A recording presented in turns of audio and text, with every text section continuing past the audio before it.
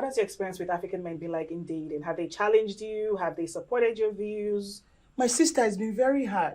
One of them actually told me to my face, I don't date Nigerian women. I nearly slapped him. Was in he the Nigerian? Face. He was Nigerian. That thing made me so angry because it's like I'm right here and are you telling me that your mom shouldn't be dated? Like, I don't understand it. It's been very difficult actually. They find us to be combative in comparison to Western girls, right? They become more complacent. But I challenged him and said, when she gonna live with half, right? She's not going to cook jollof for you. She's not going to cook egusi. Because it's funny you mentioned that, because every year I have a little shindig, in April. And every April, ask a lot, I prep food to go for them. Because I know that your girlfriend or your wives doesn't cook African food. So that's me taking care of you. But then men in your generation are telling me to my face, oh, I don't date Nigerian girls. What is that? Okay, if that's the case, I can date white boys. Shit, they earn 6 figures, 7 figures. But the years has been terrible.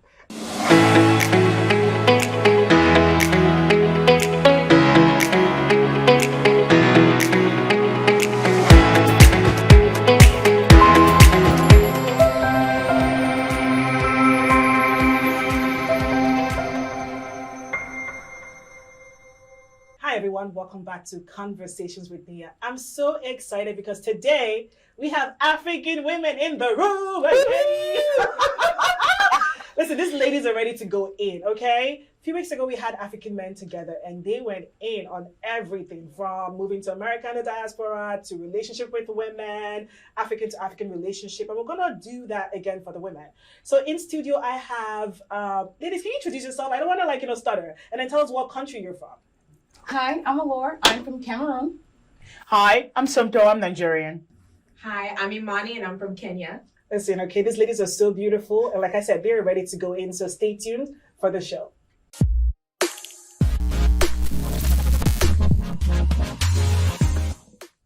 Welcome back again. So we are with the ladies, the African ladies representing different African countries. We have Allure, again, repeating myself, from Cameroon, Somto, Nigeria, and Imani from Kenya. Listen, people have told me I'm so biased when I have Nigerians on my panel. So I'm going to try not to be biased. I'm going to try to be, neutral all through. But ladies, thank you so much for joining and coming and just, accepting the invite. I know it's not easy with Houston traffic and the craziness, but you made it to studio. So let's dive right into the questions. Alora, were you born in America or did your parents migrate here? What's your story? So I was born in America, but my parents, my mom born in Russia and my dad born in Cameroon. So they both came here for various reasons, on visas, and then, got married and then had me and I was here. Oh wow, Russia! I know. That's for Danya. She's Cameroonian that was born in Russia. Does that make sense? Like, yes. So her parents are Cameroonian as well. Okay, and then you, Somto, what's your story? Technically, I'm American too, but please, they born me in Nigeria, in Lagos. And then you, Imani? I was born here in Houston. My parents, they left Kenya when they were 17 and they came to the States for university. It was during the time when universities were desegregating here in America. Oh wow. Oh wow. So they were recruiting Africans and they people came from on that urban time. cities. Wow. Yeah. Oh my That's very God. interesting. You're like black royalty. Oh my God. So tell us very quickly, what does that American dream mean to you and why did you move to America? So moving to America is interesting for me. So full disclosure, I won the visa lottery. Oh, so, yeah. So to me, the American dream is just being able to do whatever it is I like because technically God destined my being here. It was just pure luck. So to me, the American dream is like doing what you like, being successful at it, and being paid fairly for doing what you like and doing what you're good at. So that to me is the American dream. So I know you were born here, but you grew up in an African home. Yeah. So what kind of challenges did you face, being, kind of American, but also African in America? I don't know if that makes sense, but I'm trying to make sure I articulate it properly. Really feeling like you're not American enough, and then also feeling like you're not African enough. Because I'll be honest, I don't speak my mother tongue. My parents, they never forced it on me or made me learn it. So, and then at school, it's like, oh, your name doesn't match with our name. Right. So just trying to fit in and trying to find your space. It was really challenging, actually. So what part do you connect to most? Your African roots or your American roots? I think I'm just a beautiful blend of both. That's a nice way to say it. That's a very nice way to say it. So do you also feel like your experience is similar with Imani's experience where, okay, you're born in America, you live in an African home. Are there challenges trying to fit in both worlds? Of course. Well, when you grow up in a household that's diverse and I guess different aspects and viewpoints on each side, you kind of play the role of, I guess, bring everybody to like modern day society of, hey, I don't want to do this, or I may do that, but I'm going to do it with a twist, and then bring everyone to the table and kind of like showing them, okay, we can kind of step out of our comfort zone. So just like I asked Imani, what part do you feel like you connect to more, your African roots or just being American? I think it's both. It depends on the situation. Situation? How so? Give me examples. I want to hear examples. So, for example, you know, like when you're, let's just say, in a household, they're like, you got to be a doctor or a lawyer or engineer, right? those are your top choices. But okay, I'm a lawyer, but I'm not gonna. I actually ended up going more to like the political and that side. They're like, wait, you're not gonna be helping us do immigration and car accidents and stuff. I'm like, no, I don't work directly with like clients at all. I kind of work with organizations, nonprofits, stuff like that. They don't understand that, and it's kind of like having to bring them to the table that there's stuff outside of just the traditional way of looking at things. Very well said. Yeah. So for you, what experiences have you had with Americans? I mean, I said this in the last show, and I want to be very, very careful before my editor cuts me up again. You know, I know, you know, kind of, I didn't grow up in America. I was born in Nigeria, but I know going to high school here in America, you have, you know, them making fun of you, your accents, calling you names, you know, African booty scratcher, all that fun stuff. Did you have those experiences as well? So I came directly into university. Okay. But yes, I did experience that. So one thing that really annoyed me the most was the whole you speak English then.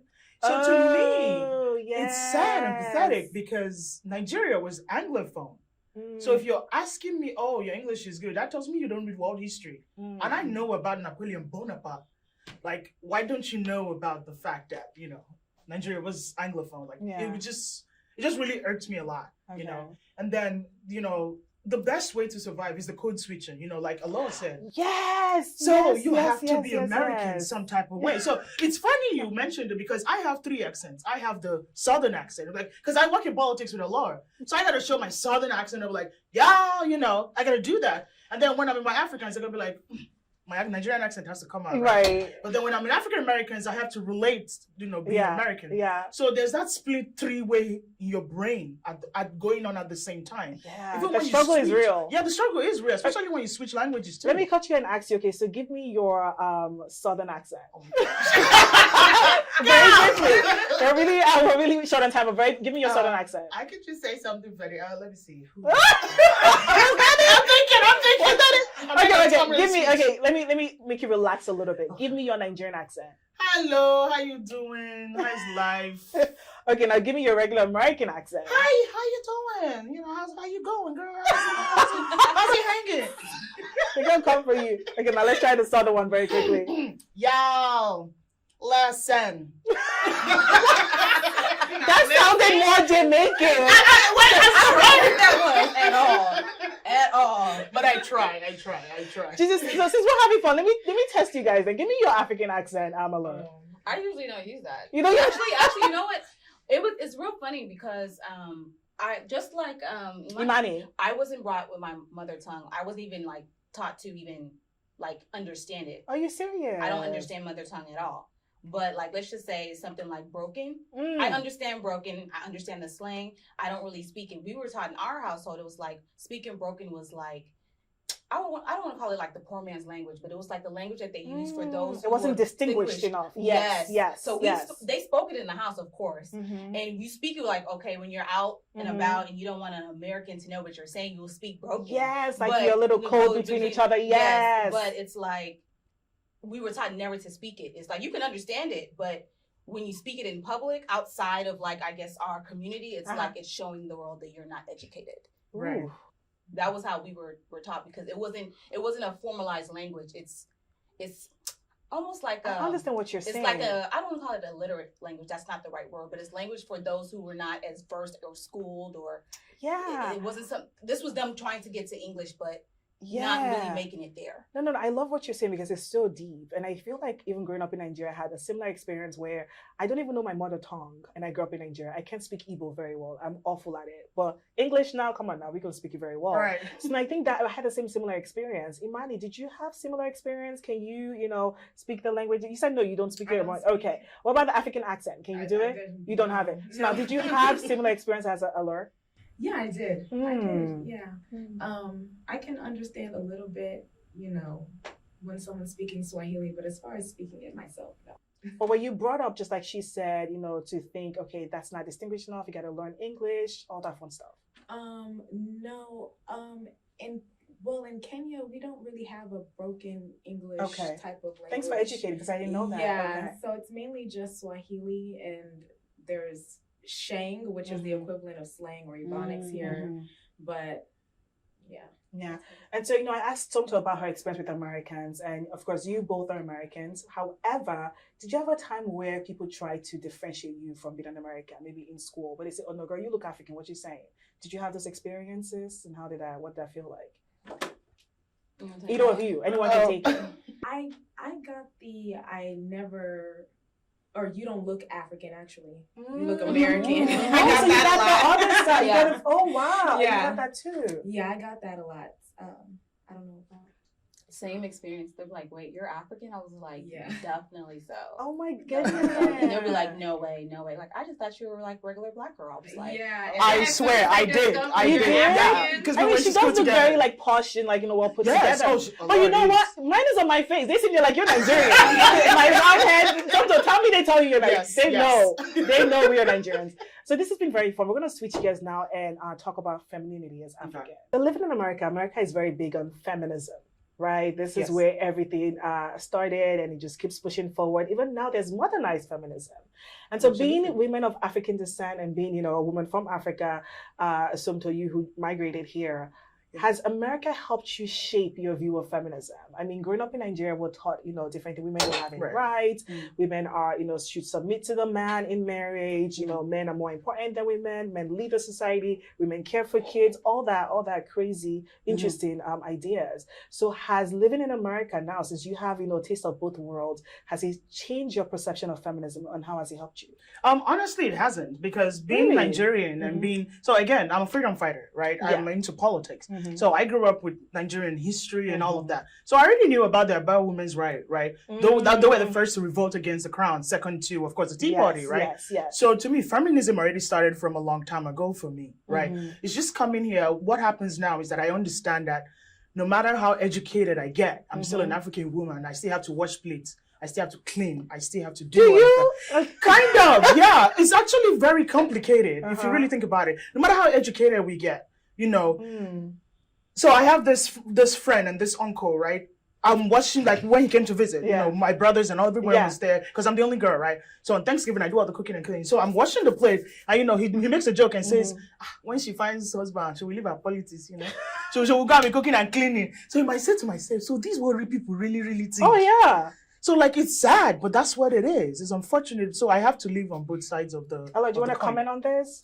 I mean, for me, my experiences have kind of been similar, but I think it's like how you, I guess, push yourself out there into the world. So similar to your experience where it's like, oh, this her little politic things. It's so cute. Look at her. Look at it's so cute. It's right? Once she has kids, she's going to be crazy. Yeah. So I started using that. I wouldn't call it weaponizing it. It was like, oh, Auntie, you're the one with the immigration problem. I should go and call. All right. Okay. So this is my little politics. You need it now, right? So I started using that to kind of just push my way through. Like, if you're not going to give me that respect, I'm going to take it from you. Ooh, oh, wow. Just like that's amazing. What about you, Imani? Any comments on all of the sentiments above? Well, I grew up with an African mother who is very traditional, washing plates, feed the husband first, eat last. But like I said earlier, being a beautiful blend of both, I don't see my marriage or relationships looking that way. So how do you see it? And if you don't mind speaking up a little bit more, because I really want to hear this. So how do you see it? Because some now just said, she's going to be a professional woman, but she's going to wash them dishes. Yes. She's going to take care of her Unfortunately, home. right. So how do you see yours? I see definitely me being a professional woman working, but I would want a partner to help me with the domestic duties, like any adults. We can wash the dishes together, do the laundry, take turns, stuff like that. Okay, what about you, Laura? Let me actually comment on that. Okay. I like that you said that because both of y'all said y'all still do it, and there's nothing wrong with doing it. I still, cook and clean and do everything in my own house. But for me, there's just this topic that has been coming up a lot, like soft life, right? So if I can, Allah is very posh. If I can afford to have someone come to my home twice a month at the minimum to clean my house, why should I, not do that? It's kind of like, it's like a babysitter. If you can afford for a babysitter to come to your house, why are you suffering yourself bringing someone's mom or someone? This is going to be on Instagram. I'm just saying. No, Aurus is for real. She's why for would real. I do that? If I can afford it, why would I not do that? You spend all this money, go get a stainless steel dishwasher, and it's what dries your plates. But yet, you still have it in your house. It costs you how many $100s you don't use it. Technically, you're supposed to even be running it once or twice a week. Oh my God. African now I have to men, use the dishwasher. African men are going to roll their heads just listening to this. But you know what's so interesting? And I hate to always put my own perceptions and my own, thoughts in this. But I actually agree with you. And I hate to say this often, as a professional woman, it's hard to balance it all, and so if you can afford a cleaner to come take care of you, why not? And like that's what I said, things are, Because I just thought about it. In Africa, right? You have like, okay, this is my staff. This is my house stuff. So why can't I have it here? Exactly. You'd be saying, oh, so that's right. If you were a real man, technically, I should be able to have all of these things afforded from your salary, not mine.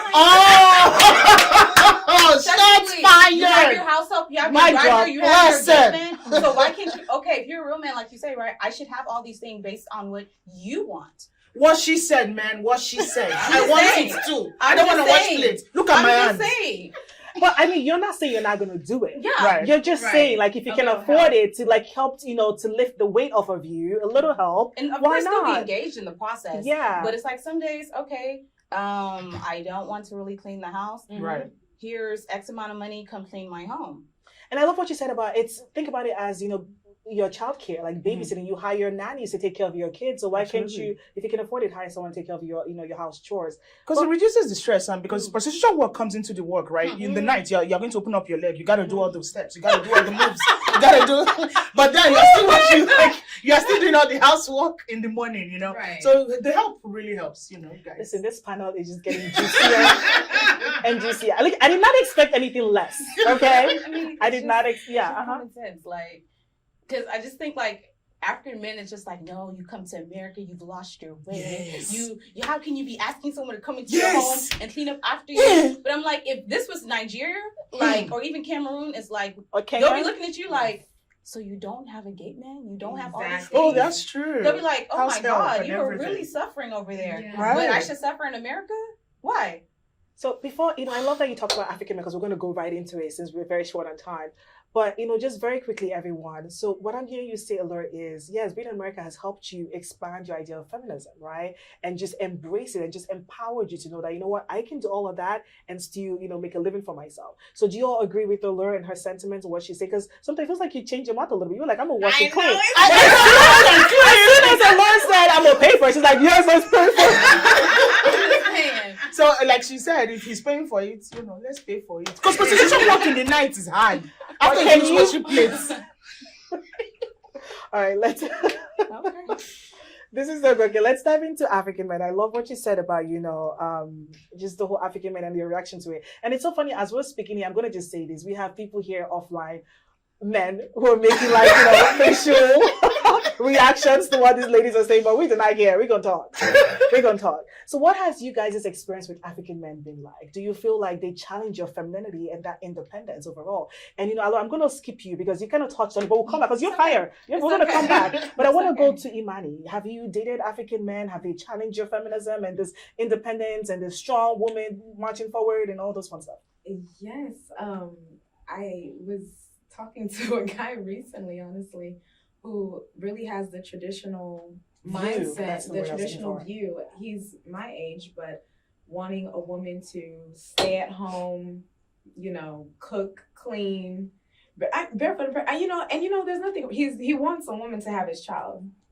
This year is his goal, he said, and there's nothing wrong with that. He gave you a goal. Well, I'm sorry. I keep personal goal. I'm sorry. Keep going. That's his personal goal, but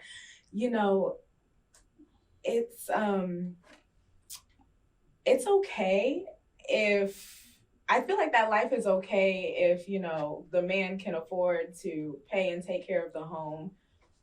But I don't know. Yeah. Well, so what about you? What has your experience with African men been like in dating? Have they challenged you? Have they supported your views? My sister has been very hard. One of them actually told me to my face, I don't date Nigerian women. I nearly slapped him. Was in he the Nigerian? Face. He was Nigerian. That thing made me so angry because it's like I'm right here and are you telling me that your mom shouldn't be dated? Like, I don't understand it. It's been very difficult actually. They find us to be combative in comparison to Western girls, right? They become more complacent. But I challenged him and said, when she gonna live with half, right? She's not going to cook jollof for you. She's not going to cook egusi. Because it's funny you mentioned that, because every year I have a little shindig, in April. And every April, ask Allah, I prep food to go for them. Because I know that your girlfriend or your wives doesn't cook African food. So that's me taking care of you. But then men in your generation are telling me to my face, oh, I don't date Nigerian girls. What is that? Okay, if that's the case, I can date white boys.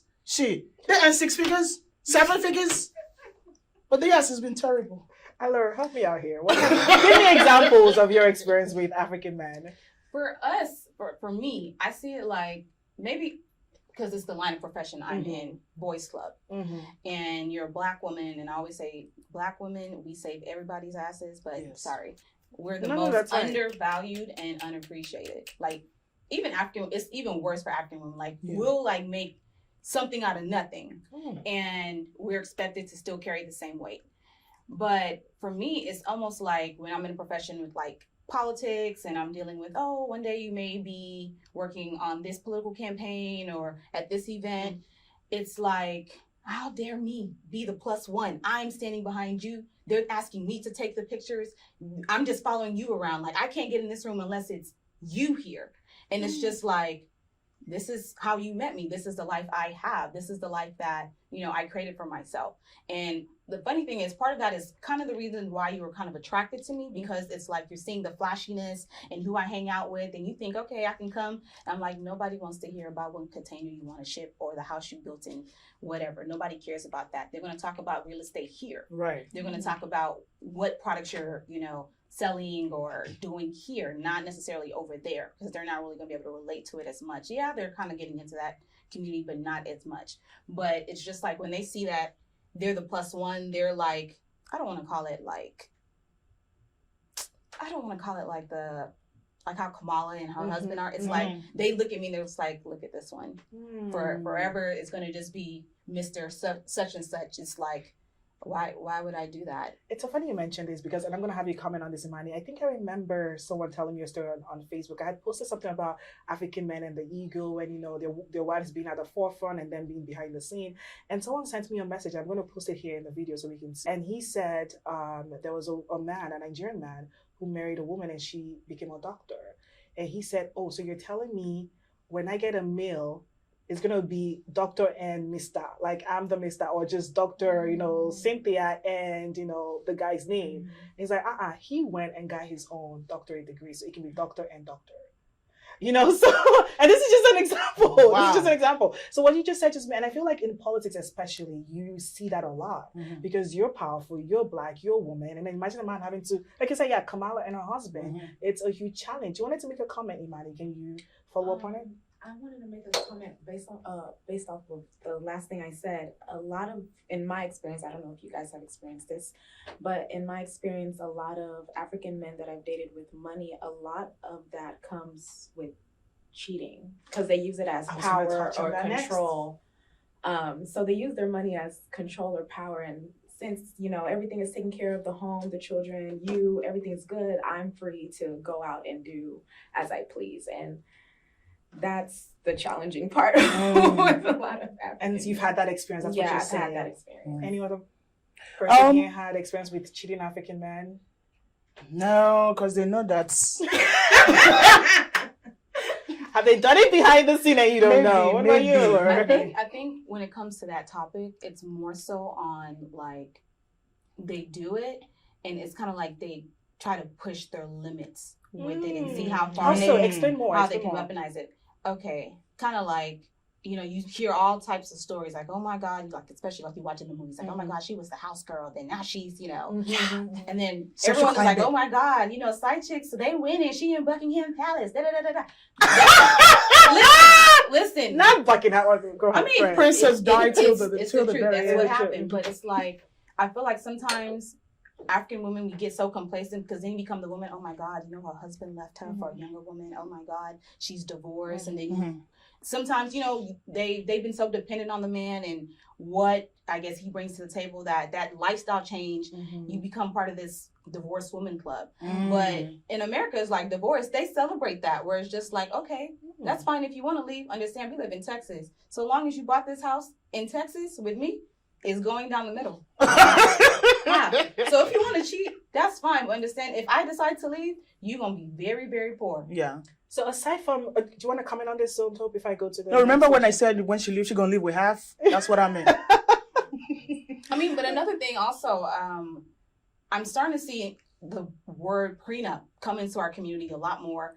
And people are stipulating like, okay, if this is what you're going to do, understand these are the repercussions. So everyone is kind of like on the same, you know, playing field. But of course, African men are very crafty. And What does that mean? Tell me. How so? I want to... This is juicy. I want to no, hear it. because I mean, you always hear like the most bizarre stories, like, yeah, this is our new babysitter, and you're looking at the new babysitter like, very interesting. I didn't know you cared so much about babysitting. And then you start to look, and then you see her stomach getting bigger, and then I'm just like, Oh my what's going on here? And it's just like, I'm leaving the studio No. now. But it's the reality. Yes. It It's is so what sad. women go through. Right. Keep going, girl. Keep no, going. I mean, it's just things that, you know, you start seeing from like different, you know, communities, even within your own community. It's just like, oh no, I'm taking notes on this so that if I start seeing A, B, and C, I'm not doing that. I mean, for me, I've kind of like thought about it like, hey, I'm going to lay my rules out up front. I was like, this is a no-go zone for me. If this is what happens in the marriage, just know these are your repercussions. And for me, knowing a little bit of like contract law that I know, like, let's just say, you know, Texas is a community property state, or, you know, they have like at-fault divorces and on.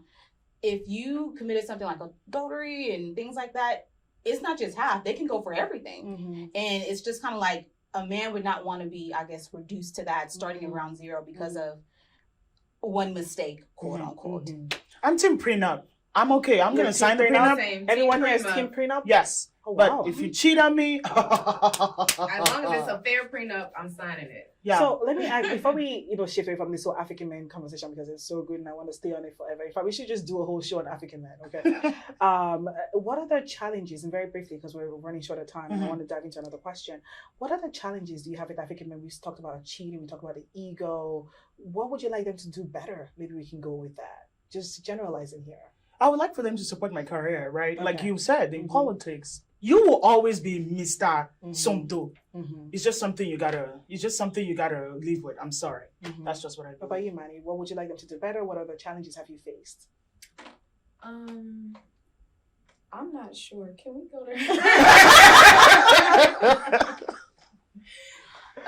I think it's just like their idea of like, I wouldn't call it romance, but it's just like they can Oh, be yes. some of the most That unromantic is people true. ever. I'm Listen, like, she I came don't ready. That's my answer. I don't do like, you have to know. I look at it like, you know, you got to know your prey, right? True. Like, True. you will never really see a lion like squabbling with a lizard. No, you'll never really see that. But a lion's gonna go after like a dang zebra or something like substantial. So you can't come to me, right? And you see, okay, I can go here. I'll go to Vic and Anthony's. I'll go to this, you know, nice restaurant. And you're telling me how we're about to go eat at the African restaurant on like Beach Nut. And I'm looking at you like, This and that.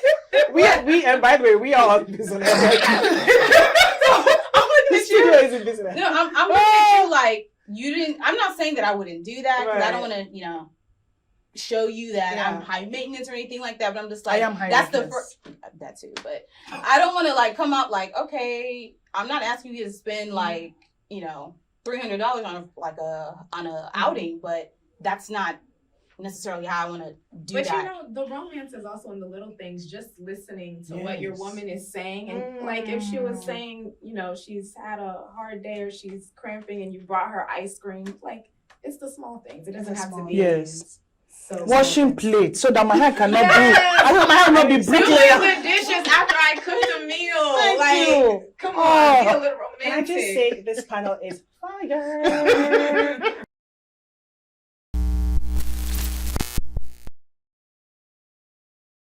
All right, ladies, it's been so good. So being African women in the diaspora is, right now, it is so empowering. You see all these beautiful women being successful, our hair is on point, we got all the styles that African wear, the makeup is on fleek, listen.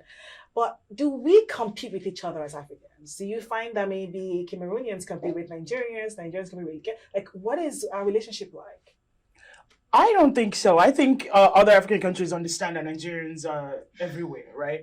So they tend to support us. I think all the other Africans I've met tend to be like, oh, you're Nigerian, oh, this. And then we bond over life, and then we bond over similarities in cuisine, So I don't think people compete with me. I think they're just supportive. Okay. Do you like Nigerians? Do you think we compete with each other? Of course, I have mixed feelings about both, but my consensus, my consensus is that it's like in this room we're on the same team, right? We're all Africans, and then of course then you break it down, it's just like, oh, you're Cameroonian, you're Nigerian, then you're from the north, and then you're from the south, and then within that you compete within the tribes, and then the so much layers. Yeah, so it's like you kind of have to like know when to push and pull and how to like fit the pieces in, but generally I've kind of noticed sometimes here, I guess maybe with the more American born, it's just naturally competitive. How so? Explain more. So it's like you want to be the one that is the doctor with the business with the nice car and all that. I was like, girl, you buying a Mercedes, but this thing got 90,000 miles on it. Like that's fair. Like nobody buys like a car, and it's just like I just see things where it's like we're so caught up in like keeping up with appearances that we're willing to like bring another person down, or just like look at that hair, look at that makeup. Oh my God, those cheap AliExpress shoes. It's always something. I feel like it's for women across the board. I mean, not even just African women or Black women. I feel like all women, we just like secretly compete with each other, and we're all just looking down on each other. Like we size each other. You walk in, I've already looked at you from your head to toe. Do I mean to do we know? It's just natural, right? But I think for us Africans, there's a different layer, because just like you said, moving here, it's like we're all grouped together, and then we are all in this community. We're interacting, so we're forced to have it even more. What's she driving? What's she wearing? Imani, do you want to add to this? I feel like my parents' generation did a lot of competing, and also a lot of like, I don't want to say secrecy, but just not telling each other when something bad or when a struggle is happening, because you want to look like you have it all together. You're posh and you're living like this best glamorous life, but your child probably has a drug problem or an alcoholism or something like that. But for me personally, I love everyone across the continent. Living here in America, I don't compete with any African. I get along with everyone surely.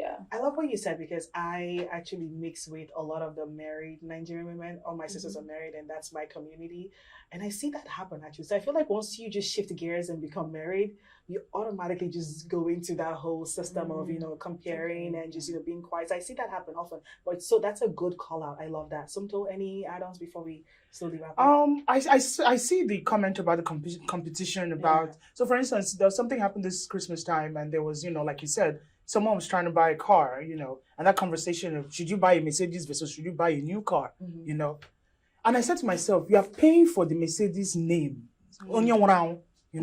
Someone that's dead. That means someone that's dead. You're just paying for his name. You're not paying for the value of what's happening right now. Okay. So yeah, you're right. Like you said, I see that. But me, so anyway, final questions. And this will be yes or no. living in the diaspora, is it hard for African women? Yes, so very quickly. Yes. Yes. Yes. Yes. Okay, so now final words as we close out for today. What do you want to say to the audience? Because based on everything we've talked about, it's been so great. I can't wait for this to air. So any final words and advice to African women in the diaspora, trying to like make you work, dating African men, what would you say to them? I would say have a balance. Be African and be American. You have to experience both worlds. That's my advice. Perfect. Imani? Don't let anyone stress you in 2023. Sunlight. And then Imani? For me, I would say if you have the money, use it, because when you die, we'll use it and buy soya and drink. Oh my God! And there'll be like an estate sale and all this stuff in the property. So funny. That's what it is. Ladies, this has been so amazing. Thank you for coming. I think we should do this again. I feel like we could really, expand on so many topics, but because we're so short on time, we have to kind of skip through very quickly. But thank you for coming, really. Thank you. This has been great. Thank you. Thank you all for watching this episode of Conversations with Nia. Listen, we laughed, we jumped up and down, and we moved around, and we shook some tables, and but thank you for watching, and stay tuned for next time on Conversations with Nia.